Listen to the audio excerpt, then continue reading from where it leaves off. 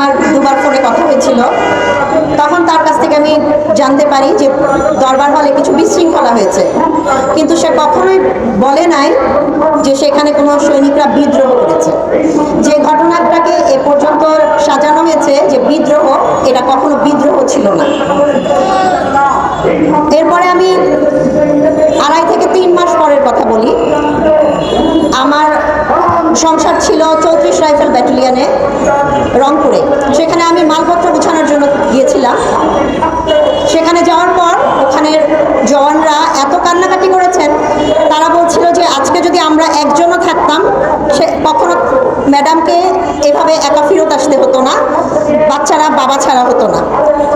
আমাদের মধ্যে যে সম্পর্কটা ছিল জওয়ানদের এবং অফিসারের, সেটা কখনো বিদ্রোহ দিয়ে শেষ হতে পারে না। এখানে যেটা বোঝানো হয়েছে যে বিদ্রোহ, আপনারা কেউ প্লিজ এটাকে বিদ্রোহ বলেন না। জওয়ানরা কখনো বিদ্রোহ করতে পারে না। বিপদগামী হতে পারে কিন্তু বিদ্রোহ করতে পারে না। হাসিনা সরকার সামরিক বিষয়ক উপদেষ্টা, তার সাজানো সামরিক বিষয়ক উপদেষ্টা শেখ রেহানার দেব, মেজর জেনারেল তারেক সিদ্দিকী, তাদের সাজানো এটা ঘটনা ছিল, পরিকল্পিত একটা হত্যাকাণ্ড ছিল, বিডিআর বিদ্রোহ, কিন্তু এটা পিলখানা হত্যাকাণ্ড। তারা জওয়ানদের উপরে দোষ দিয়ে এটাকে এভাবে সাজিয়েছিল। তারপরে আসি, আমি যখন পিলখানায় ছিলাম, আমাকে রুম থেকে ধরে নিয়ে যায়। আমি যে রুমটার মধ্যে ছিলাম সেটা ছিল ছায়ানীর নামে 3 রুমের একটা বাসা। আমার রুমে 3 জন হিন্দি ভাষী লোক প্রবেশ করে। 9 থেকে 12 জন লোক আমার রুমে প্রবেশ করেছিল, আমাকে রুম থেকে বের করে নিয়ে গিয়েছিল। বের করে নেওয়ার পর আমি খেয়াল করেছি 3 জন লোক হিন্দি ভাষায় কথা বলছিল। আর পিলখানাতে 3 বছরের মতো আমার হাজবেন্ড, বিডিআরে 3 বছর আমার হাজবেন্ড পোস্টিং ছিল। আমি কোনোদিন কোনো সৈনিকের মুখে হিন্দিতে কথা শুনিনি, কিন্তু এখানে বলা হয় তারা হিন্দি ভাষায় কথা বলছিল। আর আমার কোল থেকে আমার বাচ্চাদের কেড়ে নেয়। কেড়ে নেওয়ার পর তাদের ড্রেস খুলে চেক করে তারা ছেলে নাকি মেয়ে। তারা তখন 2.5 বছর আর 9.5 মাস বয়সী ছিল।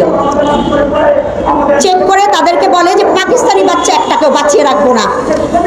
বিডিআর সদস্য কি কখনো বলবে পাকিস্তানি বাচ্চা একটা বাঁচিয়ে রাখবো না? নাকি আমার হাজবেন্ড পাকিস্তানি ছিল, আমি পাকিস্তানি ছিলাম, আমরা কি বাংলাদেশি না? আমরা বাংলাদেশে জন্ম নিয়েছি না?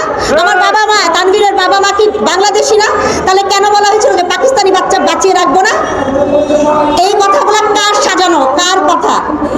এগুলা কি অন্য দেশ থেকে বলা না? যারা হিন্দি কথা বলছিল তারা কারা বলছিল?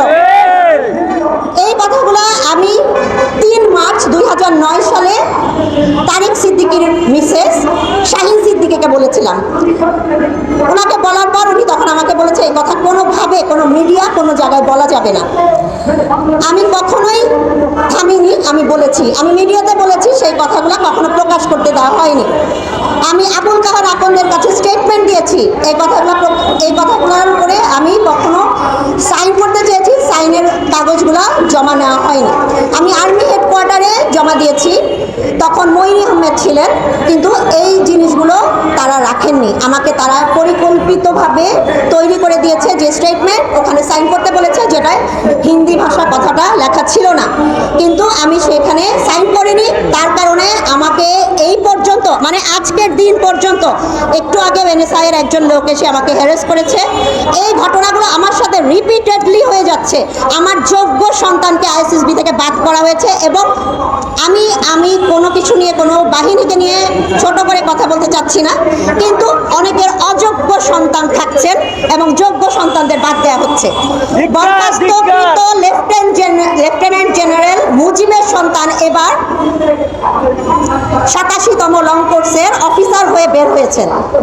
সে যে খুনি একজনকে বরখাস্ত করা হয়েছে, সে তো পালিয়ে গেছে। তার ছেলে কি এখন আর্মি অফিসার হইতে পারে?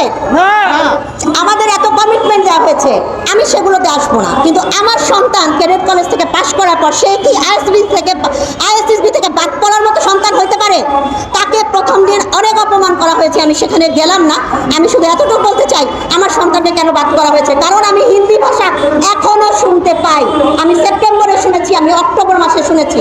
আমার স্টেটমেন্ট নেওয়া এখনো হয় না। আমি সেনাপ্রধানের কাছে দরখাস্ত করেছি, আমার দরখাস্তের কোনো উত্তর আসে নাই। 3টা দরখাস্ত করেছি। আমি সেনাপ্রধানের সাথে 6 আগস্ট পর্যন্ত দেখা করতে চেয়েছি। এম.এ. ব্রিগেডিয়ার জেনারেল এহসান আছেন, উনি কোনোভাবেই এটা দেখা করতে দিচ্ছেন না। আমার হাজবেন্ডের লাশটা আজ পর্যন্ত আনআইডেন্টিফাইড। আমাকে এটা কোনোভাবেই ব্যবস্থা করে দেওয়া হচ্ছে না যে আমি কিভাবে আমার হাজবেন্ডের ডেড বডিটা পাবো। এখন বিডিআর সদস্য যারা আছেন তারা তো অনেকে কষ্ট করছে, তাদের পরিবার কষ্ট করছে, তারা নির্দোষ অবস্থায় জেলে আছে, তাদের জামিন হচ্ছে না। এগুলোর কি কোনো বিচার হবে না? তারা সুবিচার পাবে না? আমরা তো পাচ্ছি না, তারাও পাচ্ছে না। এই বিচার আমরা কার কাছে পাবো? কমিটি হবে, এভাবে চলতে থাকবে। এটা একটা চলমান প্রসেসেই থাকবে। কতদিন থাকবে? সব কিছু না হয় হবে, আমি বুঝলাম, কিন্তু কতদিন? আপনারা আমাদের সাহায্য করেন যেন আমরা এই জিনিসটা খুব দ্রুত সঠিকভাবে বিচার পাই। ধন্যবাদ।